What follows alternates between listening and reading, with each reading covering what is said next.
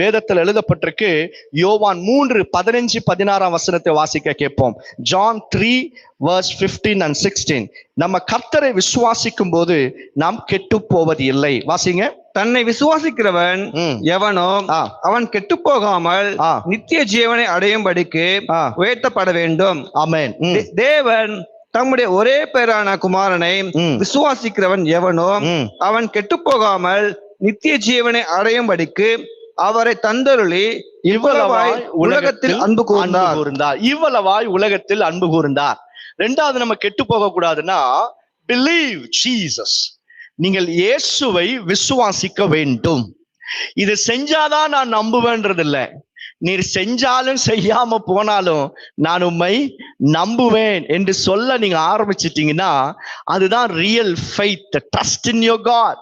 நீங்க கர்த்தரை விசுவாசிக்க உங்க வாழ்க்கையில ஒன்றுமே கெட்டு போவது இல்லை என்று கர்த்தர் வாக்கு பண்ணுகிறார். பாருங்க, உங்களுக்கு ஒரு வசனத்தை நான் காமிக்கிறேன். இது ரொம்ப ஆச்சரியமா இருக்கும். 1 கொரிந்தியர் 1:18 வாசிங்க. இந்த சிலுவையின் உபதேசம் இருக்கு பாருங்க, அது எப்படி இருக்கான் பாருங்களேன். சிலுவையை பற்றிய உபதேசம் 1 கொரிந்தியர் 1:18. சிலுவையின் உபதேசம் கெட்டு போகிறவர்களுக்கு பைத்தியமா இருக்கிறது. கெட்டு போகிறவனுக்கு பைத்தியம், ரட்சிக்கப்படுகிற நமக்கோ அது தேவ பலனா இருக்கிறது. ரட்சிக்கப்படுகிற எனக்கோ தேவ பலன். அல்லேலூயா. இந்த சிலுவையை குறித்த டாக்ட்ரின் ஆஃப் த கிராஸ், சிலுவையை குறித்த உபதேசம் மற்றவனுக்கு பைத்தியம். ஏன்னா அவன் கெட்டு போயிருக்கிறான்னு சொல்லி அர்த்தம். இது என்னையா அவங்க பைத்தியம் மாதிரி பேசுறாங்க, இது என்னையா பைத்தியக்காரத்தனமா இருக்கு அப்படின்னாங்கன்னா, ரிமெம்பர், அவனுக்கு கெட்டு போயிருக்கிறான்னு சொல்லி அர்த்தம். ஏன் அப்படின்னா இந்த சிலுவையினுடைய உபதேசம் கெட்டு போகிறவனுக்கு தான் பைத்தியத்தை போல தெரியும். ஆனா ரட்சிக்கப்படுகிற நமக்கும் அது தேவ பலன். வாய்தன்னு சொல்லுங்க, தேவ பலன் சொல்லுங்க. தேவ பலன். 2 விதமான ஸ்ட்ரென்த் இருக்கு. Manly strength, human strength. ரெண்டாவது காட் ஸ்ட்ரென்த். இதுல ரெண்டுத்துல இருக்கிற ஒரு வித்தியாசம் என்ன தெரியுமா? பாருங்க, நானு நல்ல சில பேர் நம்ம இதை தூக்குறதுக்கு நமக்கு என்ன தேவை? பலன் தேவை, சக்தி தேவை, ஸ்ட்ரென்த் தேவை. எனக்குள்ள பலன் இருந்தாதான் நான் இதை தூக்க முடியும்.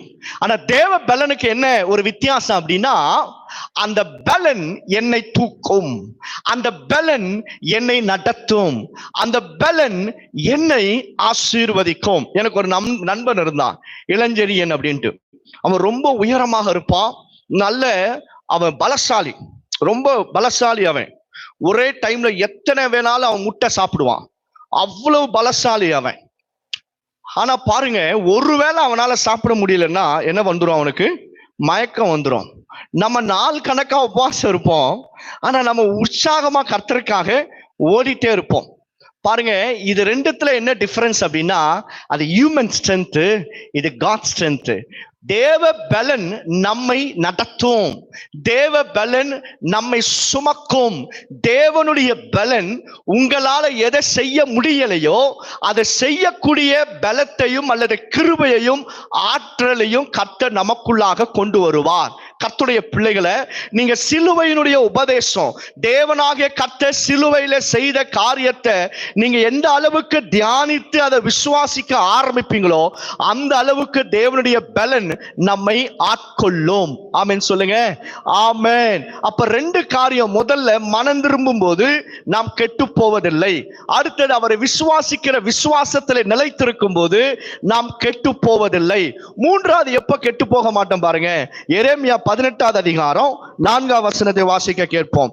எரேமியா 18:4. எரேமியாவை கர்த்தர் ஒரு குயவனுடைய வீட்டுக்கு கொண்டு போகிறார்.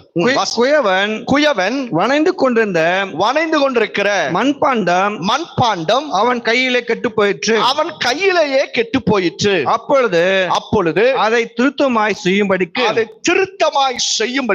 தன் பார்வைக்கு சரியாய் கண்டபடி குயவன் அதை திரும்ப வேறே பாண்டமாக வணைந்தான். கர்த்தர் எரேமியா என்கிற ஒரு தீர்க்கதரிசியை குயவனுடைய வீட்டுக்கு கொண்டு போகிறார். கொண்டு போகும்போது அந்த எரேமியா பார்க்கிறாரு. அந்த நம்ம எல்லாருக்கும் தெரியும் இல்லையா, குயவனுடைய வீட்டுக்கு முன்பாக, அவனுக்கு முன்பாக ஒரு பெரிய வீல் மாதிரி ஒண்ணு இருக்கும். அதுலதான் களிமண்ணை போட்டு ஒரு பாத்திரமாக வணைந்து கொண்டிருப்பான்.